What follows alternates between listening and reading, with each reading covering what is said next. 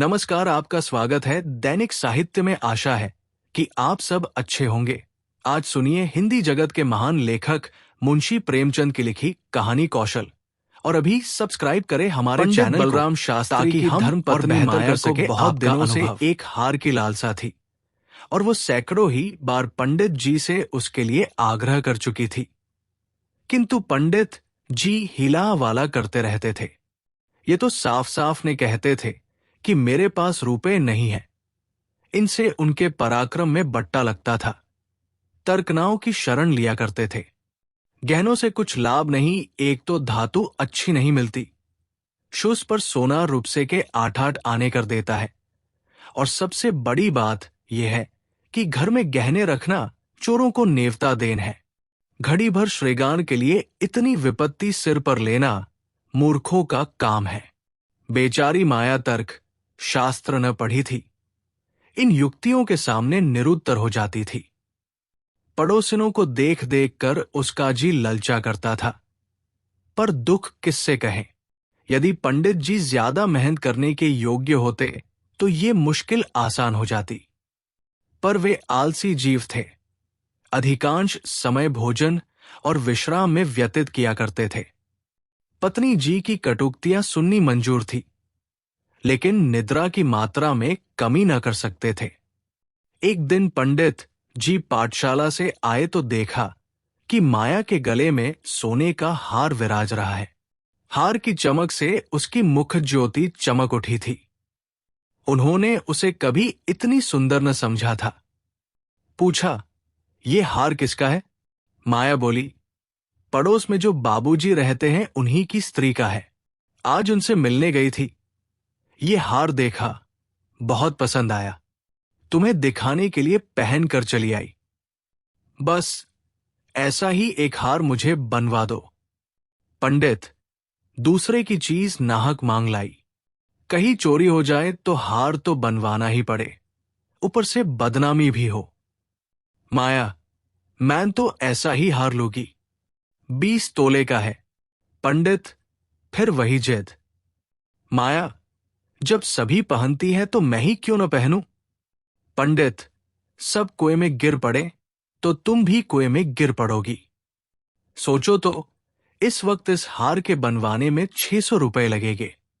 अगर 1 रु शून्य प्रति सैकड़ा ब्याज रख लिया जाए तो वर्ष में 600 रु शून्य के लगभग 1000 रु शून्य हो जाएंगे। लेकिन 5 वर्ष में तुम्हारा हार मुश्किल से 300 रु शून्य का रह जाएगा।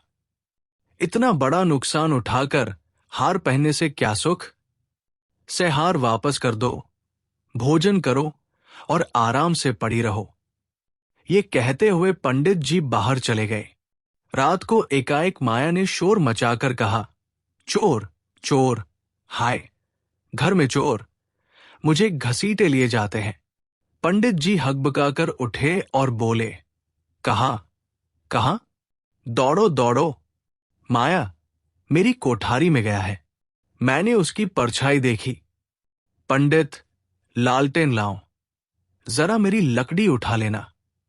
माया, मुझसे तो डर के उठा नहीं जाता। कई आदमी बाहर से बोले, कहाँ है पंडित जी, कोई सेंध पड़ी है क्या? माया, नहीं, खपरेल पर से उतरे हैं।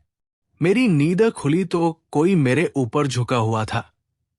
हाय रे, ये तो हार ही ले गया, पहने पहने सो गई थी। मुए ने गले से निकाल लिया। हाय भगवान! पंडित, तुमने हार उतार क्या न दिया था? माया मैं क्या जानती थी कि आज ही ये मुसीबत सिर पड़ने वाली है। हाय भगवान! पंडित, अब हाय हाय करने से क्या होगा? अपने कर्मों को रो।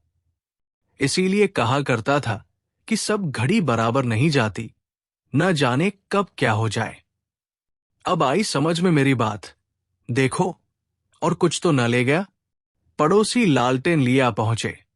घर में कोना कोना देखा, करिया देखी, छत पर चढ़कर देखा, अगवाड़े पिछवाड़े देखा, शौच गृह में झांका, कहीं चोर का पता न था। एक पड़ोसी किसी जानकार आदमी का काम है। दूसरा पड़ोसी बिना घर के भेदिए के कभी चोरी नहीं होती। और कुछ तो नहीं ले गया? माया, और तो कुछ नहीं गया। बर्तन सब पड़े हुए हैं, संदूक भी बंद पड़े हैं। निगोड़े को ले ही जाना था तो मेरी चीजें ले जाता, पराई चीज ठहरी। भगवान उन्हें कौन मुंह दिखाओगी। पंडित, अब गहने का मजा मिल गया ना? माया, हाय भगवान, ये अबजस बदा था। पंडित, कितना समझा के हार गया। तुम न मानी, न मानी। बात की बात में 600 रू शून्य निकल गए। अब देखो भगवान कैसे लाज रखते हैं। माया, अभागे मेरे घर का एक एक तिनका चुन ले जाते तो मुझे इतना दुख न होता। अभी बेचारी ने नया ही बनवाया था। पंडित, खूब मालूम है, 20 तोले का था। माया, 20 ही तोले को तो कहती थी। पंडित, बधिया बैठ गई और क्या। माया, कह दूंगी घर में चोरी हो गई, क्या लेगी। अब उनके लिए कोई चोरी थोड़े ही करने जाएगा। पंडित, तुम्हारे घर से चीज गई, तुम्हें देनी पड़ेगी। उन्हें इससे क्या प्रयोजन कि चोर ले गया या तुमने उठाकर रख लिया, पतिएगी ही नहीं।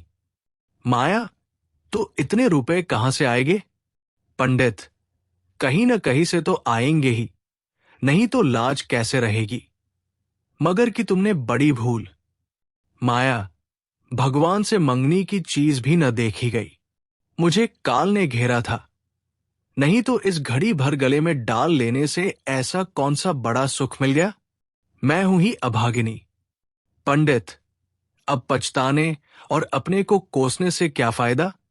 चुप हो के बैठो, पड़ोसिन से कह देना, घबराओ नहीं, तुम्हारी चीज जब तक लौटा न देंगे तब तक हमें चैन न आएगा।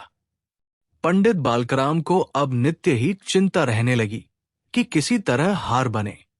यो अगर टाट उलट देते तो कोई बात न थी, पड़ोसिन को संतोष ही करना पड़ता, ब्राह्मण से डाड़न कौन लेता। किंतु पंडित जी ब्राह्मणत्व के गौरव को इतने सस्ते दामों न बेचना चाहते थे। आलस्य छोड़कर धनोपार्जन में दत्तचित्त हो गए। 6 महीने तक उन्होंने दिन को दिन और रात को रात नहीं जाना। दोपहर को सोना छोड़ दिया, रात को भी बहुत देर तक जागते। पहले केवल एक पाठशाला में पढ़ाया करते थे, इसके सिवा वो ब्राह्मण के लिए खुले हुए 101 व्यवसायों में सभी को निंदनीय समझते थे।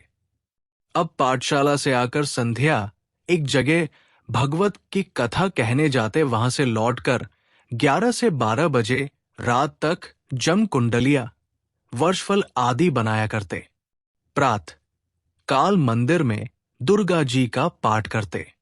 माया पंडित जी का अध्यवसाय देखकर कभी कभी पछताती कि कहां से मैंने ये विपत्ति सिर पर ली, कहीं बीमार पड़ जाएं तो लेने के देने पड़े।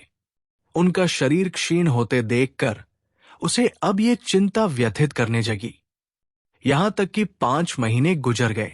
एक दिन संध्या समय वो दिया बत्ती करने जा रही थी कि पंडित जी आए, जेब से पुड़िया निकालकर उसके सामने फेंक दी और बोले, लो, आज तुम्हारे ऋण से मुक्त हो गया।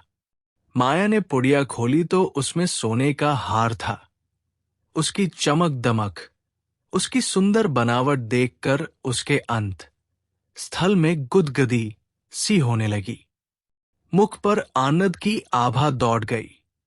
उसने कातर नेत्रों से देखकर पूछा, खुश होकर दे रहे हो या नाराज होकर। एक पंडित, इससे क्या मतलब, ऋण तो चुकाना ही पड़ेगा, चाहे खुशी हो या नाखुशी। माया, ये ऋण नहीं है। पंडित, और क्या है, बदला सही। माया, बदला भी नहीं है। पंडित, फिर क्या है। माया, तुम्हारी निशानी। पंडित, तो क्या ऋण के लिए कोई दूसरा हार बनवाना पड़ेगा। माया, नहीं नहीं, वो हार चारी नहीं गया था, मैंने झूठ मूठ शोर मचाया था। पंडित, सच। माया, हां, सच कहती हूं। पंडित, मेरी कसम। माया, तुम्हारे चरण छू कर कहती हूं। पंडित, तो तुमने मुझसे कौशल किया था?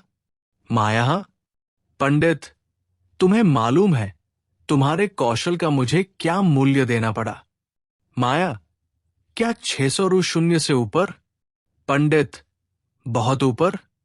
इसके लिए मुझे अपने आत्म स्वातंत्र्य को बलिदान करना पड़ा।